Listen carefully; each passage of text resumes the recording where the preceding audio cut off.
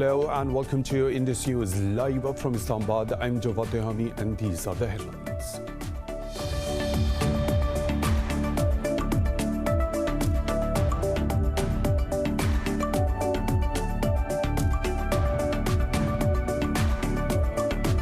Pakistan says India must reverse its steps in occupied Jammu and Kashmir in order to restart direct talks. In an interview, Foreign Minister Shah Mahmood Qureshi said the onus lies on New Delhi to end rights abuses before the two neighbors can come to the negotiating table. Qureshi said the Indian government has adopted aggressive rhetoric and is acting irresponsibly.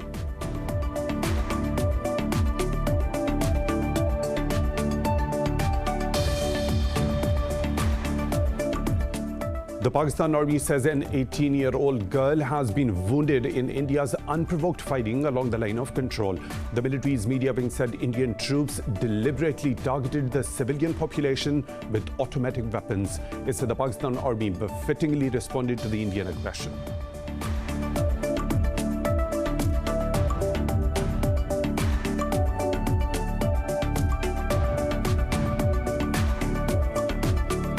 In India, the 11th round of talks between the government and farmers protesting against the contentious agricultural laws ended in a stalemate. Farmer leaders insist that they would settle for nothing less than the scrapping of the legislations.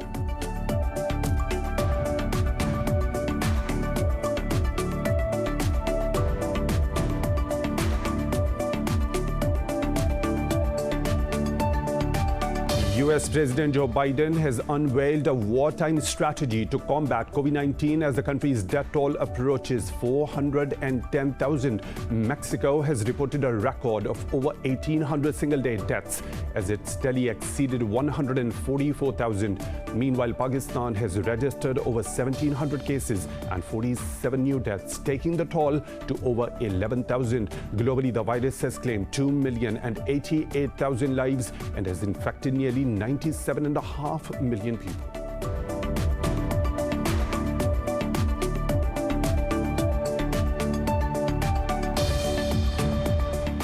And in cricket, Bangladesh beat West Indies by 7 wickets in the second ODI in Dhaka. Mehdi Hassan was declared man of the match for taking 4 wickets for 25 runs. Bangladesh are now leading the 3-match series 2-0.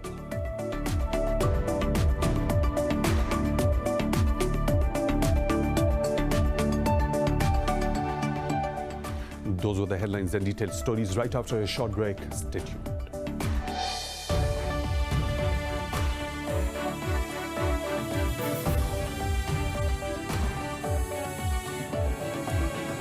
Welcome back, and now for the news in detail. Pakistan says India must reverse its steps in occupied Jammu and Kashmir in order to restart direct talks. In an interview, Foreign Minister Shah Mahmood Qureshi said the onus lies on New Delhi to end rights abuses before the two neighbors can come to the table. Qureshi said the Indian government has adopted aggressive rhetoric and is acting irresponsibly. Meanwhile, Pakistan's mission to the UN said India has established itself as the fountainhead of terrorism in the region. During a conference on disarmament, the mission said India's terror campaign has been exposed. The mission urged India to stop unlawful actions that jeopardize international peace and security. The Pakistan Army says a civilian has been wounded in India's ceasefire violation along the line of control. The military's media wing said Indian troops deliberately targeted the civilian population. It said the Pakistan Army effectively responded to the aggression, inflicting heavy losses on the Indian side. India has committed nearly 40 ceasefire violations along the LOC since the start of this year. In India, another round of talks between the government and farmers protesting against the contentious agricultural laws has ended in a stalemate. Farmer leaders insist that they would settle for nothing less than the scrapping of the legislations. The 11th round of talks was held a day after farmers rejected a government offer to defer the reforms for 18 months and warned that they would step up their protest if the government does not guarantee minimum crop prices. The farmers say the bills are designed to benefit private buyers. Supporting the farmers, the main opposition Congress party said that the government has shown insensitivity and arrogance towards farmers. In India, opposition parties have called for a probe into the leaked WhatsApp chat of controversial TV anchor Arnab Goswami. Shashi Tharoor, a leading Congress lawmaker, said the messages required a serious inquiry by the Modi government. Tharoor said ultra-nationalist anchors celebrated the deaths of 40 soldiers and said, "We won like crazy." He slammed the fraudulent manipulation of television rating points and the leaking of military secrets for commercial benefit. Meanwhile, Shiv Sena has also asked the Bharatiya Janata Party government to take action against the Republic TV anchor. Saudi Arabia has hailed Pakistan Navy's role in promoting regional peace. The remarks came during the visit of Pakistan's Naval Chief Admiral Amjad Khan Niazi to the kingdom. He held separate meetings with Saudi Chief of General Staff and Commander Royal Naval Forces. The Saudi officials appreciated brotherly relations between the two countries. They also lauded Pakistan Navy's role in military training to the kingdom's naval forces. Pakistan has called on the US President Joe Biden to follow up on the ongoing Afghan peace process and the withdrawal of the troops. In an interview, Foreign Minister Shah Mahmood Qureshi said Pakistan hopes for greater engagement with the new government. Qureshi said that Biden administration should persevere with the progress and not reverse the things. He said Pakistan has facilitated the talks, but ultimately the responsibility lies with the Afghan leadership. The foreign minister blamed internal and external spoilers for the recent surge in violence and said that they benefit from the war economy. In Afghanistan, 6 members of the security forces were killed in a Taliban attack in Nimroz province. The provincial police chief says dozens of Taliban attacked a police outpost in Khashrod district. He said the fighters also suffered casualties in the attack.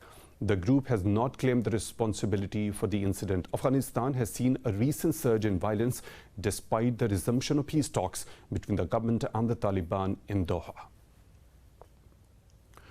The Saudi-led military coalition says it thwarted 2 separate attacks launched by Yemen's Houthi rebels. Saudi state media quoted the coalition saying it has intercepted an explosive-laden drone launched towards the kingdom. It said the coalition also destroyed an explosive-laden boat in the southern Red Sea. The Houthi rebels have yet to comment on the incident. The rebels have repeatedly carried out cross-border missile and drone attacks on Saudi cities. In Iraq, the Prime Minister has vowed an earth-shattering response to ISIS bombings in the capital city of Baghdad. ISIS earlier claimed the responsibility for twin suicide attacks at a crowded market which killed at least 32 people. In a tweet, Prime Minister Mustafa al-Kadhimi said the evil leaders of ISIS will face a force to be reckoned with.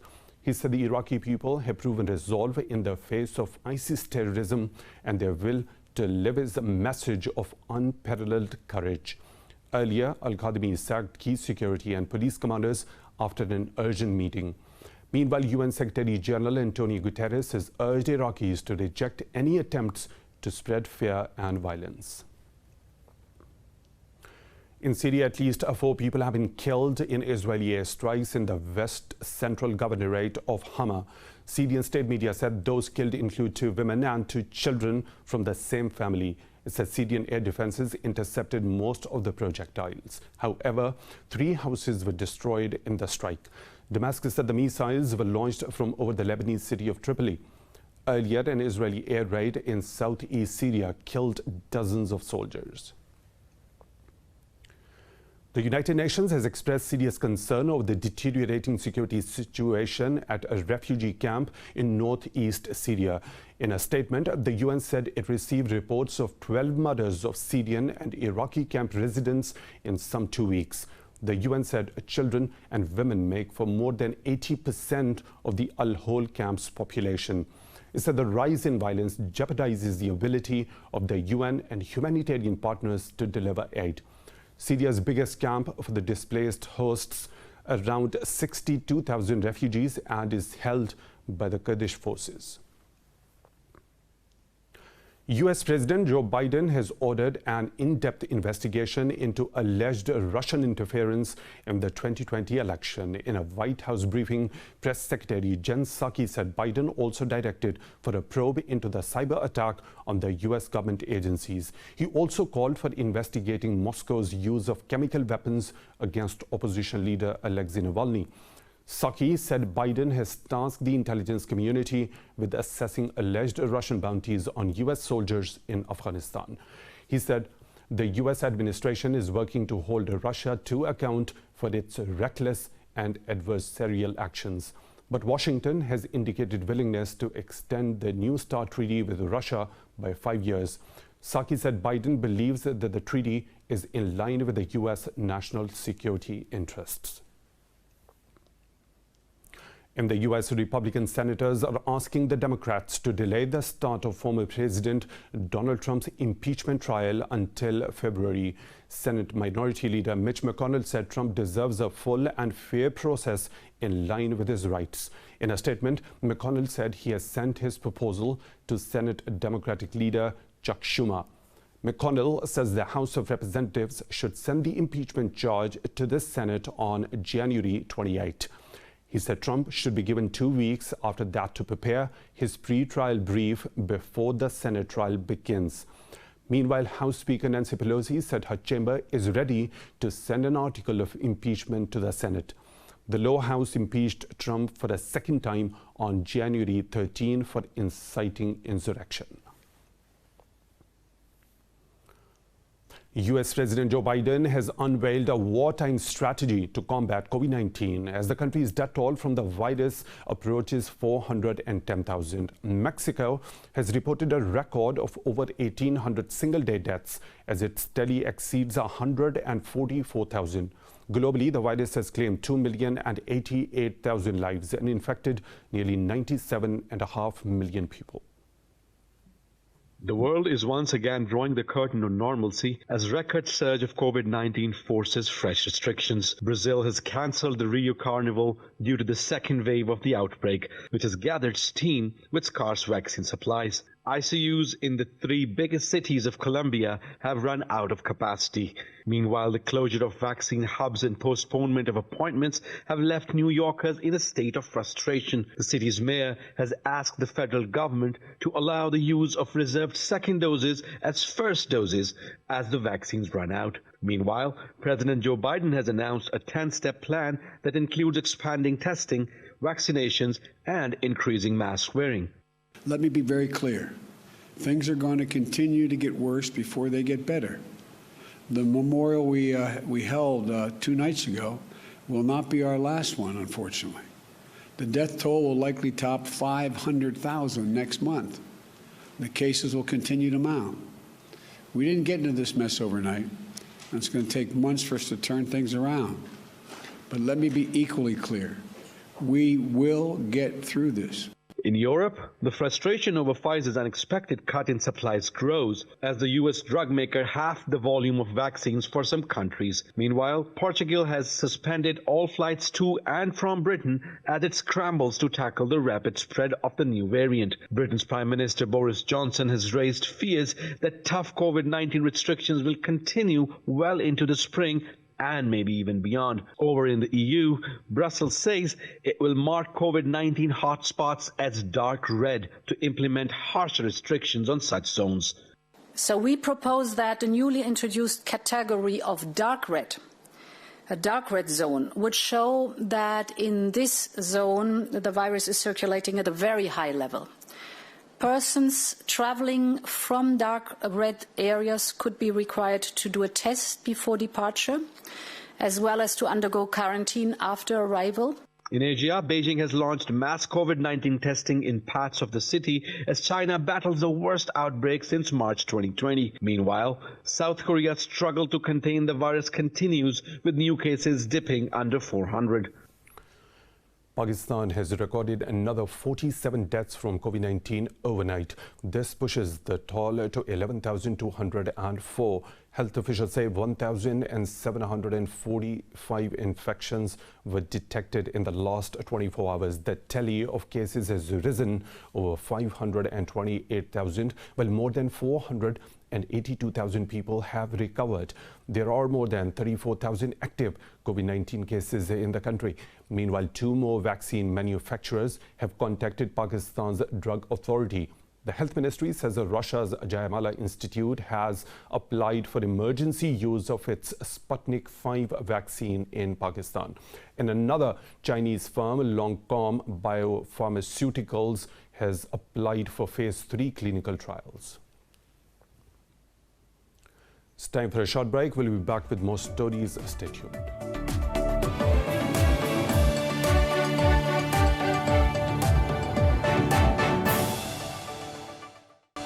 Welcome back. The United Arab Emirates has voiced support for Morocco's recent claim of autonomy over the Sahara region. This comes after UAE Foreign Minister Sheikh Abdullah bin Zayed Al Nahyan met Morocco's King Mohammed VI in Rabat. Zayed Al Nahyan said UAE and Morocco are willing to cooperate in all fields to achieve common interests. He also met his Moroccan counterpart Nasser Bourita. In a statement, UAE's foreign ministry said the two leaders discussed bilateral ties and regional and international issues of common interest. The UN has expressed concern at the reports of sexual violence and abuse in Ethiopia's conflict-hit Tigray region. In a statement, UN Special Representative Pramila Patten said individuals have been allegedly forced to rape members of their own family. Patten called on all the sides to commit to a zero-tolerance policy for crimes of sexual violence. The government declared victory in its conflict with the Tigray People's Liberation Front on 28th of November after a month of fighting, but fugitive leaders of TPLF had vowed to continue to fight from the mountains. Airstrikes and battles since early November in Tigray are believed to have killed thousands of people. The Central African Republic has declared a 15-day state of emergency amid attempts by rebels to blockade the capital Bangui. This follows a surge in attacks by armed groups seeking to overturn the December 27 presidential election. A presidential spokesperson said the state of emergency will allow authorities to make arrests without going through national prosecutors. In the light of the rising violence, the UN envoy to the country urged the Security Council to deploy more peacekeepers. On January 13th, the rebels launched 2 simultaneous attacks on Bangui, which were rebuffed by the UN mission. The country's constitutional court declared President Faustin Todera the winner on Monday. In India, at least 15 people have been killed following a blast in a truckload of explosives in southwestern Karnataka state. Police said the truck was parked at a railway quarry site in Shivamoga district. They said the truck was transporting gelatine sticks in the area that has nearly 100 quarrying sites. Officials warn there is a possibility of subsequent explosions since some dynamite sticks are still active. They added that they have sealed the area and called the bomb disposal squads. The state's chief minister has ordered an inquiry into the incident. The European Court of Human Rights says Russia is responsible for the ill treatment of civilians in the 2008 Georgian war. The Strasbourg-based court ruled Moscow can be held accountable for at least 3 episodes after the fighting was largely over.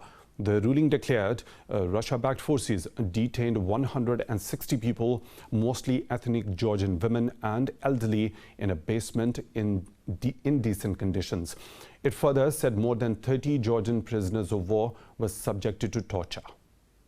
Operative point number 3 holds by 16 votes to 1 that there was an administrative practice contrary to Articles 2, 3, and 8 of the Convention and Article 1 of Protocol number 1 as regards the killing of civilians and the torching and looting of houses in Georgian villages in South Ossetia and in the buffer zone, and dismisses the preliminary objection of non-exhaustion of domestic remedies raised by the respondent government in that regard.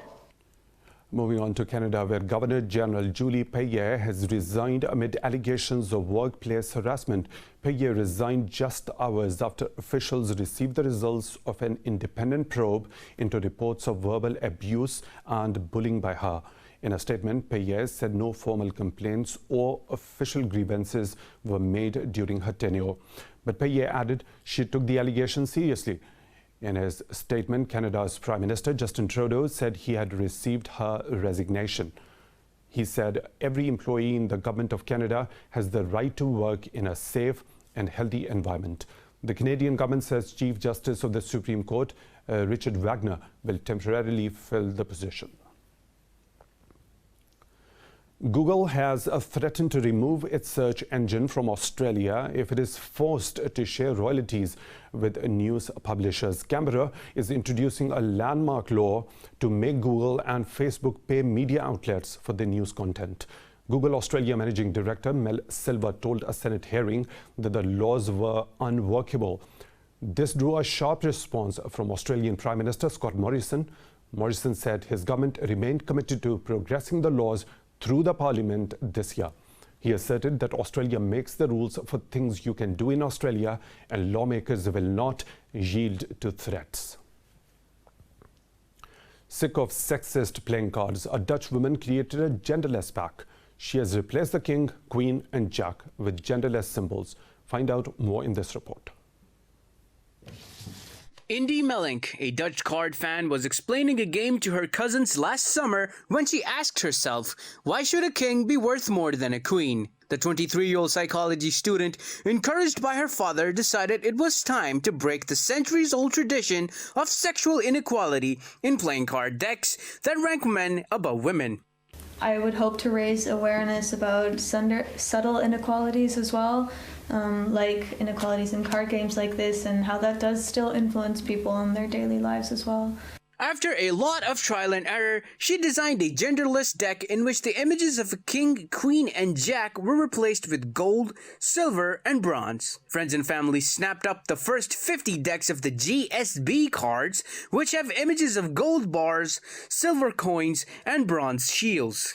But 70 kilometers away, members of the Dutch Bridge Association were split about Melink's creations. But fortunately for Melink, online sales of her cards have boomed. Within a few months, she has mailed off around 1,500 packs, including orders from Belgium, Germany, France, and the United States.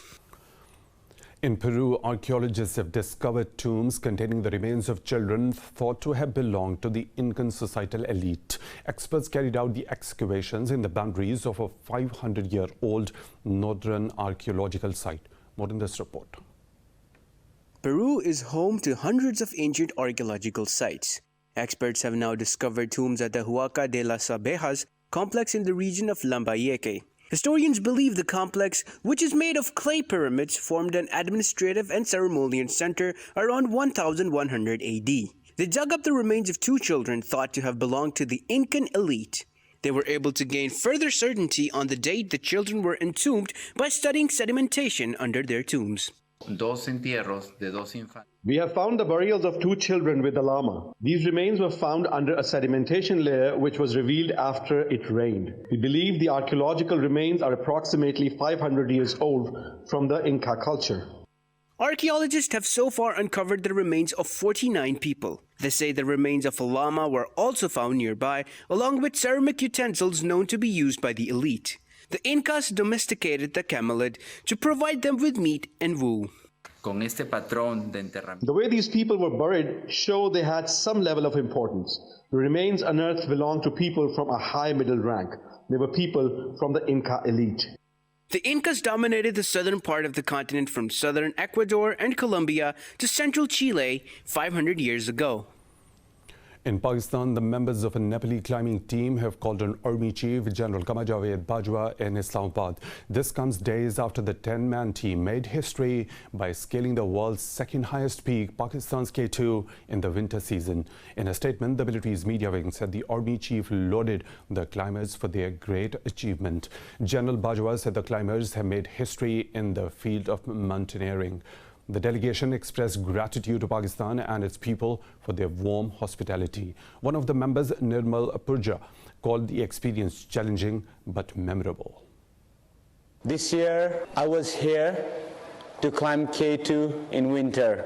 K2 is the only mountain in the world that had remained unclimbed in winter. Me and my team together, we managed to make the impossible possible. Pakistan is home to 5 of the world's 14 tallest mountains. Besides that, more than 100 peaks above 7,000 meters are located in Pakistan. It's time for a short break. We'll be including more stories in the bulletin, but after this short break, stay tuned.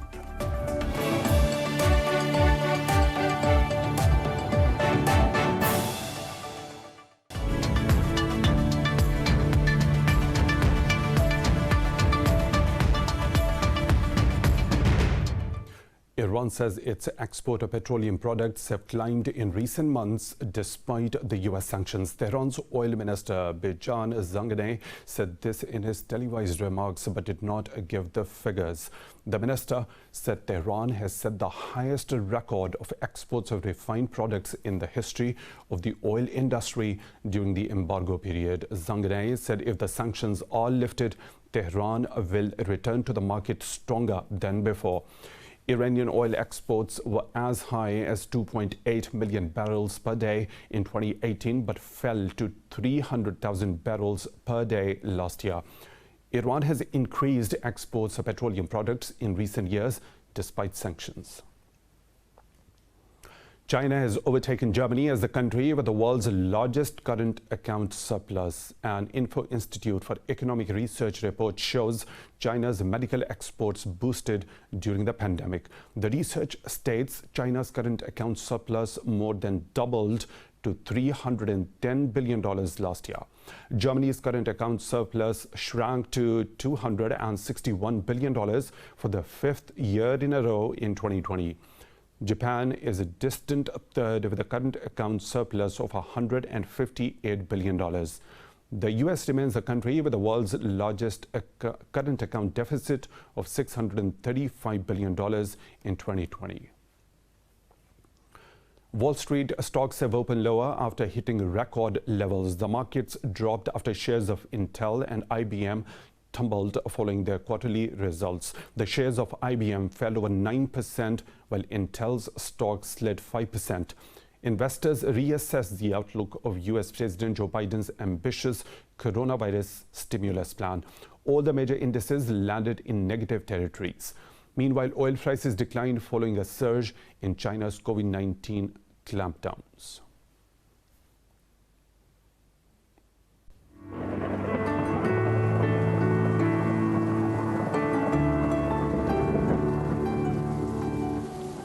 Another weather situation from around the globe.